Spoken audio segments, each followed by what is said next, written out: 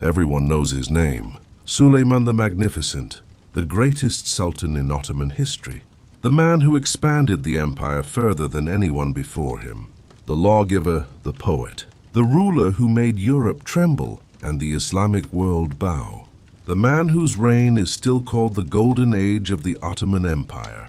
History gave him the best title a ruler can receive, magnificent. And history was not wrong exactly.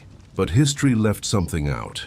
History did not tell you about the night Suleiman had his best friend strangled. A man he had known since childhood. A man he had elevated higher than any Grand Vizier in Ottoman history. A man he had called his brother, his soul. His closest companion for 20 years. Strangled in the palace, on Suleiman's order. While Suleiman slept, or did not sleep, in the next room. History did not tell you about the morning Suleiman had his own son executed. His eldest, his most beloved. The prince that the entire empire, the Janissaries, the common people, the military elite had already chosen in their hearts as the next sultan. A boy who had done nothing wrong, strangled in his father's tent on accusations that most historians today believe were completely fabricated. History did not tell you about the last decade. A man crippled by gout so severe he could not walk, being carried on a palanquin through his own palace, watching everyone he had ever loved die before him, ruling an empire that was quietly beginning to crack at the foundations, while he was too broken to stop it. History gave you the gold. We are going to show you what was underneath it. This is Suleiman the Magnificent, the full version, the one history did not want you to see. And I promise you, by the end of this video, you will understand the title differently. Magnificent is not the opposite of tragic. Sometimes it is exactly the same thing. To understand what Suleiman became, you first have to understand what he inherited. Because Suleiman did not build the Ottoman Empire from scratch. He inherited it from his father, Selim I, the man we covered in the last video. The man his own people called Yavuz, the Grim. If you watched that video, you already know what Selim was. If you did not, here is the short version. Selim poisoned his own father to take the throne, executed his brothers and their sons, killed 7 Grand Viziers, had 7 of his own sons strangled, leaving only Suleiman alive, executed 40,000 of his own subjects before a military campaign because he considered them a potential inconvenience, then tripled the size of the Ottoman Empire in 8 years. That was Suleiman's father. That was Suleiman's childhood. He did not grow up in warmth and stability. He grew up watching a man who trusted no one, feared nothing, and treated human life, including the lives of his own children, as variables in a calculation. He grew up as the only surviving son of the most ruthless ruler alive, knowing that his survival was not an accident. It was a choice his father made, a choice that could theoretically be unmade. Think about what that does to a person. Then Selim died in 1520.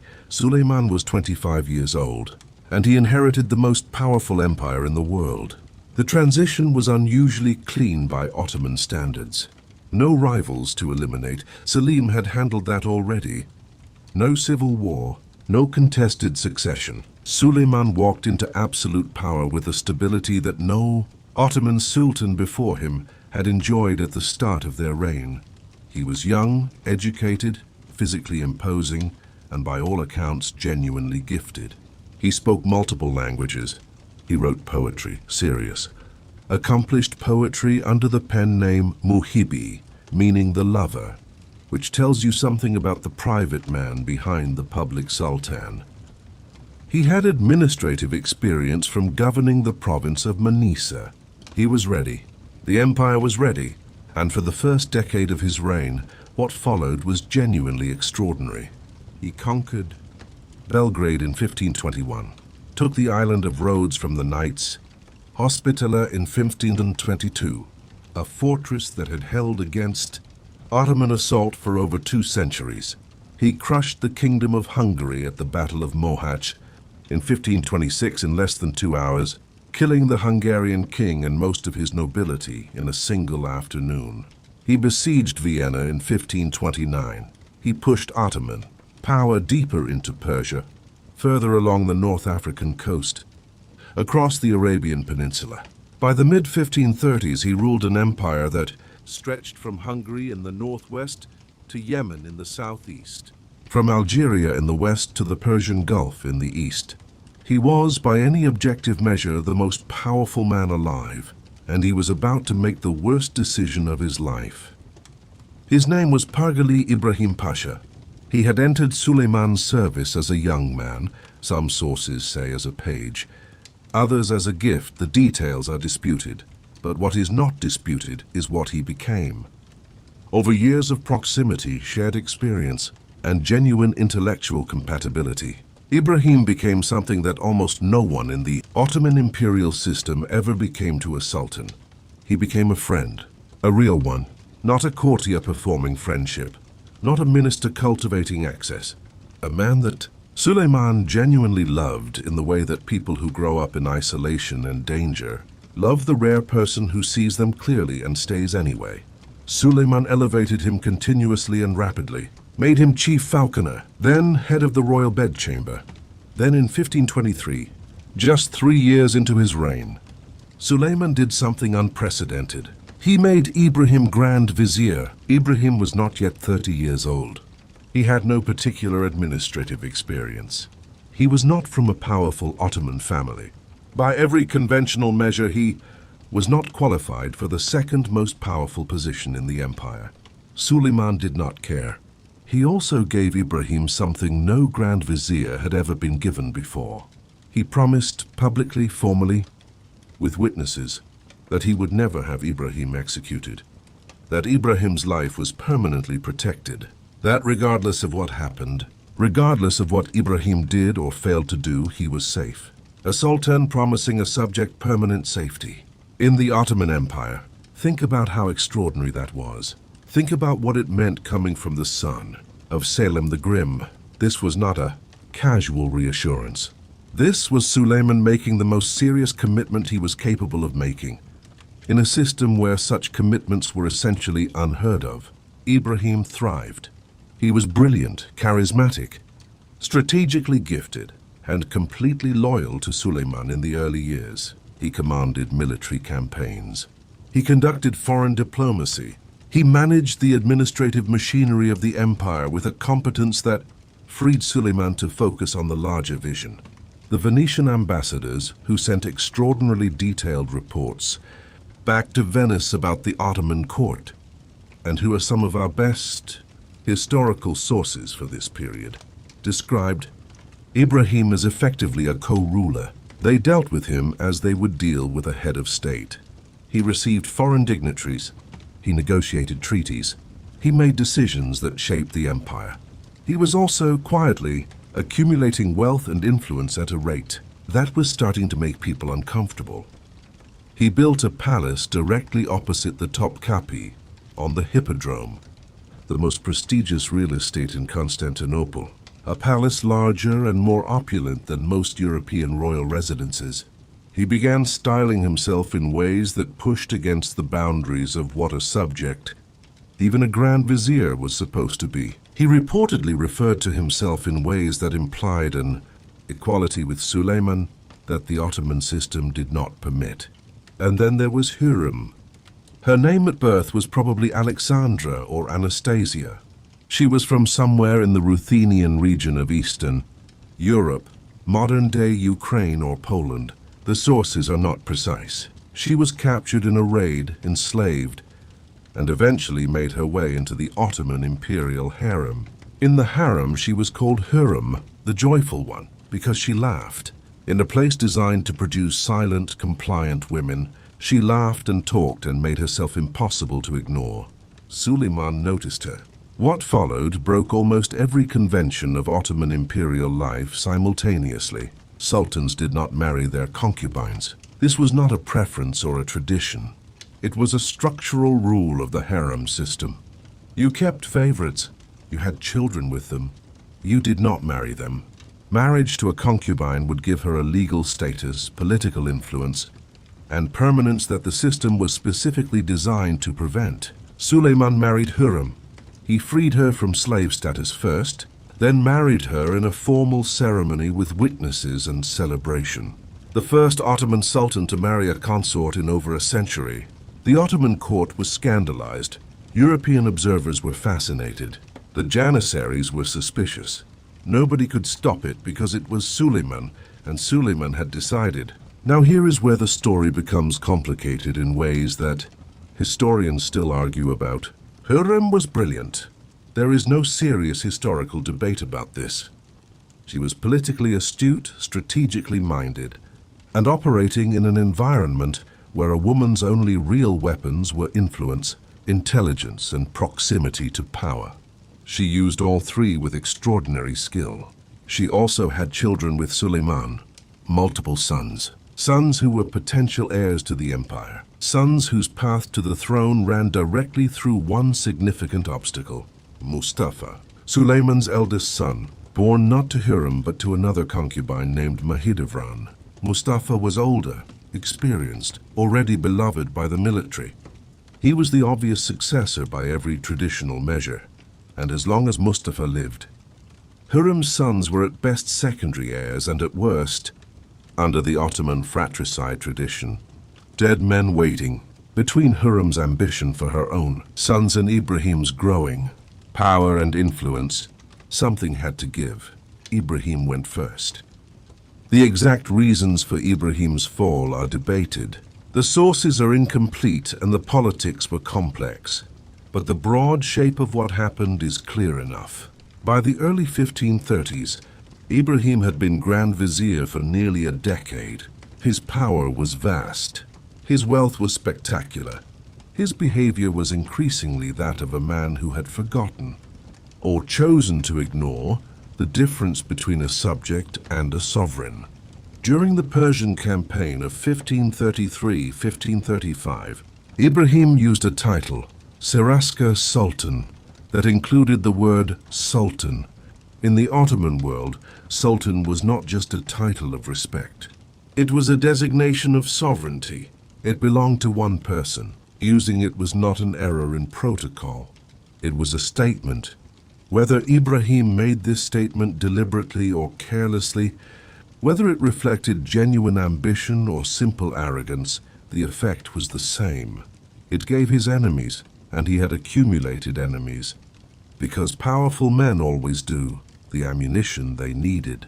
Hürrem, by most historical accounts, was active in the campaign against Ibrahim, feeding information to Suleiman, highlighting Ibrahim's overreach, framing his ambition as a threat not just to Ottoman protocol but to Suleiman personally. Whether she fabricated evidence or simply illuminated what was already there is a question that cannot be definitively answered. What can be answered is what happened next. In March of 1536, Ibrahim was invited to dine with Suleiman at the Topkapi Palace. They ate together. They talked. By all accounts, it was a normal evening between two men who had shared 20 years of genuine closeness. Ibrahim was given a room in the palace to sleep. He never woke up. Sometime in the night, the executioners came.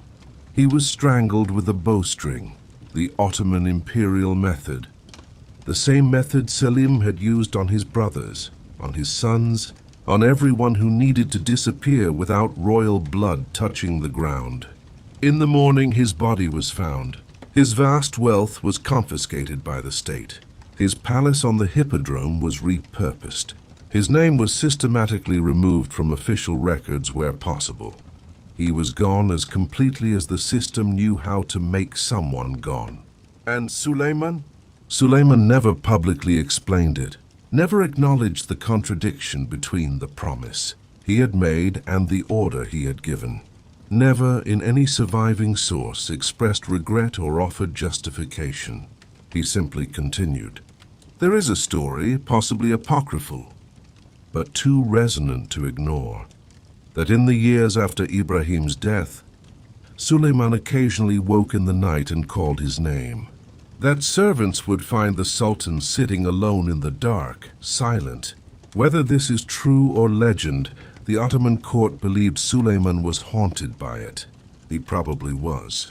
But he had done it anyway. If the execution of Ibrahim was the decision that revealed the darkness underneath the magnificence, the execution of Mustafa was the one that broke something permanent. Mustafa was Suleiman's eldest son. Born to Mahidevran, his mother was fiercely devoted to him and had spent years cultivating his reputation and preparing him for succession. By the 1550s, Mustafa was in his 30s, experienced, capable, and adored. The Janissaries loved him. The provincial governors respected him. The common people had already, in their collective imagination, made him the next sultan. When they imagined the future of the Ottoman Empire, they imagined Mustafa's face on it. This made him dangerous, not because Mustafa had done anything treasonous. The historical evidence strongly suggests he had not, but a popular heir to a living sultan is always a potential rallying point for anyone with a grievance. And Suleiman was aging. His health was declining. The gout that would eventually cripple him was already making itself felt. The question of succession was no longer theoretical. Hurrem's sons, Selim and Bayezid, were capable men, but they were not Mustafa. They did not have his reputation, his military experience, his relationship with the Janissaries. If Suleiman died without acting, Mustafa would take the throne and Hurrem's sons would likely not survive the transition. The campaign against Mustafa that followed was sophisticated and sustained. Accusations reached Suleiman through channels that most historians trace back to Hurrem's faction and her ally, the new Grand Vizier Rustam, Pasha, who was also her son-in-law, that Mustafa was plotting against him, that the prince was in secret communication with the Safavid enemy, that he was preparing to move against his own father. There is no credible historical evidence that any of this was true, but Suleiman believed it, or chose to believe it. The distinction matters, but may be impossible to determine from this distance. In October 1553, during a military campaign in Anatolia, Suleiman summoned Mustafa to his tent. Mustafa came. This itself is significant. He walked into his father's tent, knowing the accusations that existed, knowing the atmosphere of suspicion, knowing what Ottoman succession looked like up close. He came anyway. Whether this was confidence in his own innocence, loyalty to his father, or a fatal miscalculation of how far things had gone, he came. He never left. The executioners were waiting inside the tent. There was reportedly a struggle. Mustafa was a physically strong young man and did not submit quietly. But the outcome was not in question. He was strangled. When the body was displayed outside the tent so the army could see that Mustafa was dead, the reaction was unlike anything the Ottoman military had produced in living memory. The Janissaries wept openly. Veterans who had fought across 3 continents stood in front of their dead prince and cried. Some reportedly tore their clothing in grief. The collective mourning of the army was so visible, so raw, so complete that it alarmed the Ottoman command. Rustam Pasha, the Grand Vizier whose reports had fed. Suleiman's suspicion was dismissed from his position almost immediately, a gesture that suggested even Suleiman understood on some level what had happened, though Rustam was later reinstated, which somewhat undermines that reading.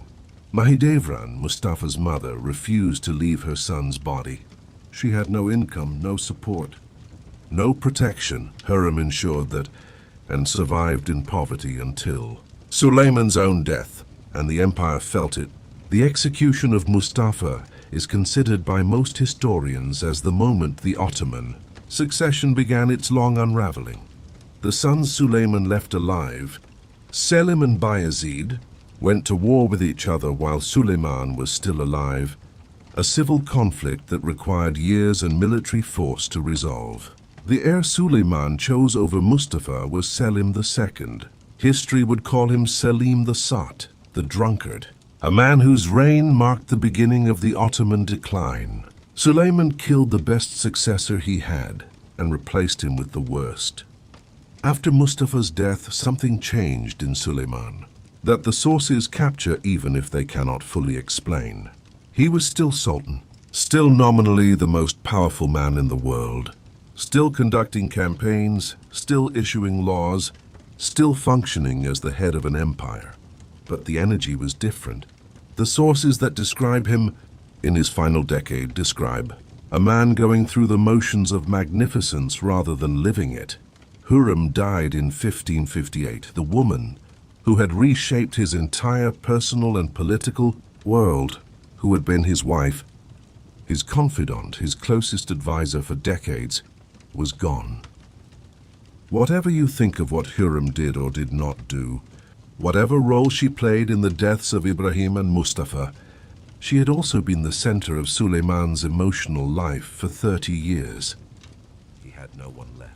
Ibrahim was dead by his own order. Mustafa was dead by his own order. Hürrem was dead by time.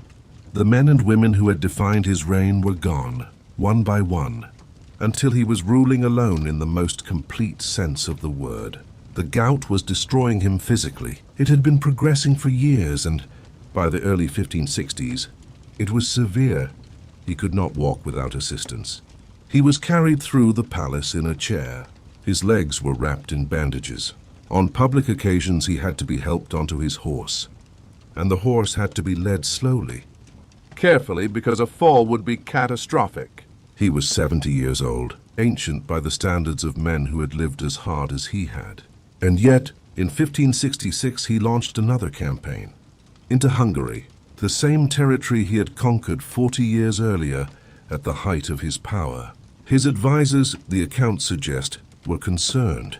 The Sultan was too ill. The campaign was too ambitious.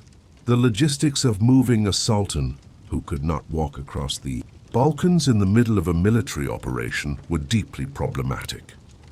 Suleiman went anyway. There is something in this that feels like the truest thing about him. The man who had been carried on a palanquin through his own palace, who had watched everyone he loved die, who had made the decisions that haunted him. This man still got on his horse and rode toward the enemy. Maybe he was trying to prove something. Maybe he simply could not conceive of ending any other way. He died in his tent on September 6, 1566, during the siege of Szigetvar in Hungary. The exact cause is debated, possibly a heart attack, possibly the cumulative collapse of a body that had been failing for years. What is agreed upon is this: he died alone in his tent on campaign at 71 years old, the same way his father had died. His Grand Vizier Pargalı Ibrahim Pasha, one of the genuinely capable men of the late reign, concealed the Sultan's death from the army for 40 days. He had the body embalmed. He continued issuing orders in Suleiman's name. He sent a courier racing back to Constantinople to ensure Selim II was in position before the news broke. The empire had to keep functioning even after its sultan was gone, because the empire was larger than any one man, even a magnificent one. When the news finally became public, the grief was real and widespread. Whatever the court politics, whatever the shadows underneath the golden reign, Suleiman had been sultan for 46 years. An entire generation had been born and grown old, knowing no other ruler. He was the fixed point of the Ottoman world, and now he was gone. Let us talk about the title, Suleiman the Magnificent. Where did it come from? Not from the Ottomans. They called him Kanuni, the lawgiver, because of the vast legal reforms he implemented. The standardization of Ottoman law, the codification of criminal and civil codes, the administrative restructuring that gave the empire its mature institutional form. To the Ottomans, the magnificence was in the governance. The architecture of justice, magnificent, came from Europe, from the European observers, ambassadors, and enemies who watched this man expand his empire to their doorstep and searched for a word large enough to capture what they were seeing. Magnificent, the grandeur of his court, the scale of his military, the reach of his power. Europe named him for what he looked like from the outside. The Ottomans named him for what he actually did. Both names are accurate. Neither name tells the full story, because the full story is this: Suleiman the Magnificent was a man of genuine greatness who made choices of genuine horror. He was a poet who ordered executions, a lawgiver who broke his own promises, a man who loved deeply and destroyed the things he loved with his own hands. He killed his best friend. He killed his best son. He outlived his wife, his companions, his rivals, his enemies, and most of the world he had known. He built the highest point the Ottoman Empire would ever reach, and in building it, laid down several of the cracks that would eventually bring it down. The magnificence was real. The cost of it was also real. And the cost was paid by everyone around him: Ibrahim, Mustafa, Mahidevran, the 40,000 strangers who died because his father decided they were inconvenient, the brothers whose deaths Suleiman had watched as a child and then replicated as a man. There is a question worth sitting with here. We give rulers titles based on what they achieved: magnificent, the great, the conqueror. We measure them by the empires they built, the battles they won, the centuries their legacies lasted. We almost never measure them by what they destroyed to get there. If we did, if Ibrahim Pasha got a title, if Mustafa got a title, if Mahidevran's decades of poverty got written into the historical record with the same weight as the siege of Rhodes, would we still call him magnificent? Or would we reach for a different word entirely? Before we close, one final thread. Suleiman's reign ended in 1566. The empire he left behind was the largest and most powerful in Ottoman history. By pure territorial and military measure, he had succeeded completely. But look at what came after. Selim II, Selim the Sot, reigned for 8 years and presided over the catastrophic defeat at the Battle of Lepanto in 1571, where the Ottoman naval fleet was destroyed by a European alliance, the first significant military defeat the Ottomans had suffered in a century. The succession wars between Selim and his brother Bayezid, that Suleiman had been forced to resolve militarily, wars between his own sons that he had to fight while still alive, set a template of instability that plagued Ottoman successions for generations. The administrative reforms Suleiman had built, the Kanun, the legal codes, the institutional structures, were genuinely lasting. They outlived him by centuries. That part of the legacy held. But the human infrastructure, the capable men, the strong heirs, the trusted advisors had been systematically destroyed. Ibrahim was gone. Mustafa was gone. The men of quality who might have carried the empire forward had been eliminated by the same hands that built the empire in the first place. Suleiman the Magnificent built the peak and cleared the path to the decline. This is what history gets wrong, not the facts. The facts are largely agreed upon. What history gets wrong is the framing. It presents the magnificence and the darkness as separate things. The golden reign and the executions. The lawgiver and the man who broke his own law when it was inconvenient. They were not separate. They were the same man making the same calculations his father had taught him. In the same palace, with the same silk bowstring, for the same reasons. The difference between Selim the Grim and Suleiman the Magnificent was not what they were willing to do. It was the title history gave them afterward.